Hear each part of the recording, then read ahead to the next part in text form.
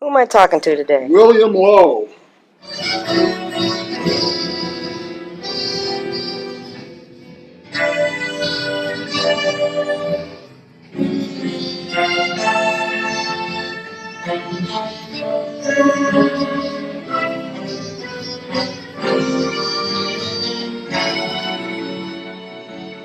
Welcome to AiLi Radio, Bill Lowe. Thank you for joining us. Thank you for having me. Absolutely. And you are about to realize one of your long-held goals, and that's bringing Jean Toomer's novel, Cain, to the stage of Hibernian Hall on June 23rd as a play entitled KABNIS. KABNIS, yes. And in a nutshell, what's Cain about? Well, Cain it's a novel that was published in 1923, way back then, by Mr. Toomer. When it was published, it was considered an experimental novel. It was also considered, and this is important as well, much more important, it was considered by many, including W. Du Bois, to be the beginning, really, of the Harlem Renaissance. Cain is organized into three parts. Part 1, Part 2, and Part 3. Part 1 is a series of several short stories, but they're linked, but several short stories, each one dedicated, focusing on a woman, a black woman in the South, the rural South in the 20s. Section 2, another series of short stories, and the location moves to the north, primarily Washington, D.C., and one story is in Chicago, but primarily Washington, D.C. And in the last section, which is this long short story or novella called KABNIS, K-A-B-N-I-S, the venue moves back to the south. And in KABNIS, in the short story or novella called KABNIS, the main character, whose name is KABNIS, is a northern black intellectual in the 20s who has moved or tried to move to the south to teach in a rural school. He's in Georgia, in rural Georgia, teaching at a school for black children. And it's this last section called KABNIS is the section that I've chosen to adapt for the stage. So we're looking to have the characters, coax these characters to come alive on the stage in Hibernian Hall on June 23rd, 24th, and 25th.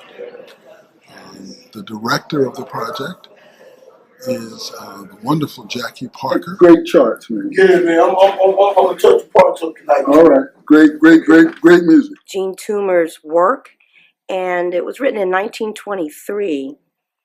And why is that still relevant in 2017? How does it speak to audiences? Well, the relevancy has to do with all the strategies that are required to make it through society, as our American society is, that ultimately is based on certain concepts of race and class and gender, but primarily issues of race that persist to this very day. If you are a slave or a descendant of a slave in this society, then you are part of a situation where your humanity, your basic humanity, has always been in question.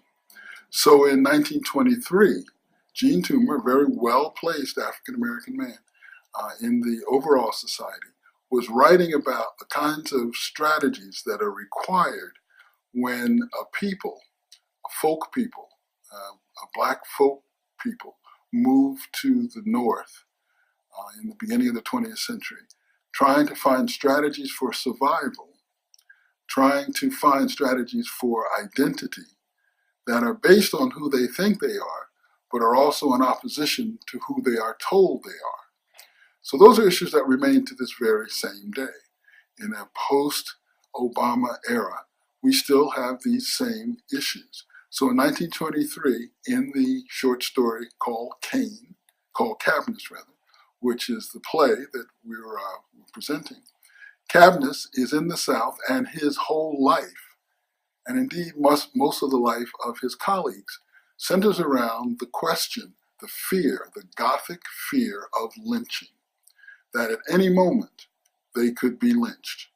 And KABNIS's notion of lynching comes from what he thought he knew coming from the North. So he has this fear that lynching is going to happen.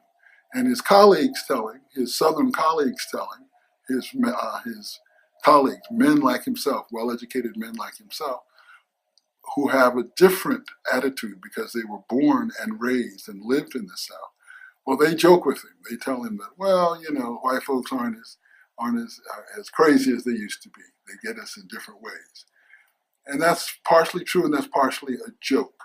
So these overriding these questions of what is evil, these questions of what is good, these questions of what does it mean to be a human in an environment where your basic humanity is always in question, that existed in KABNIS in 1923, and that exists in Boston, Massachusetts in 2017.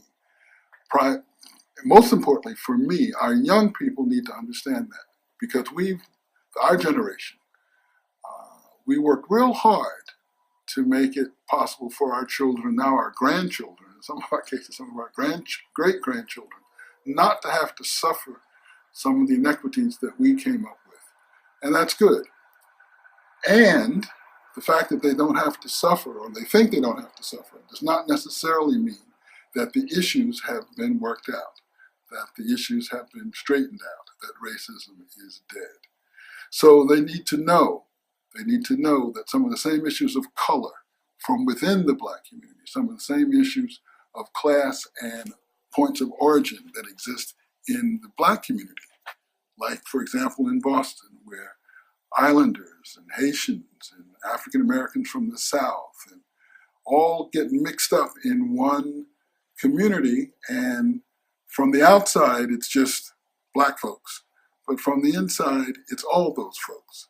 And those strategies contradict each other very often. Those notions of identity, those notions of racial identity and sexual identity often contradict each other.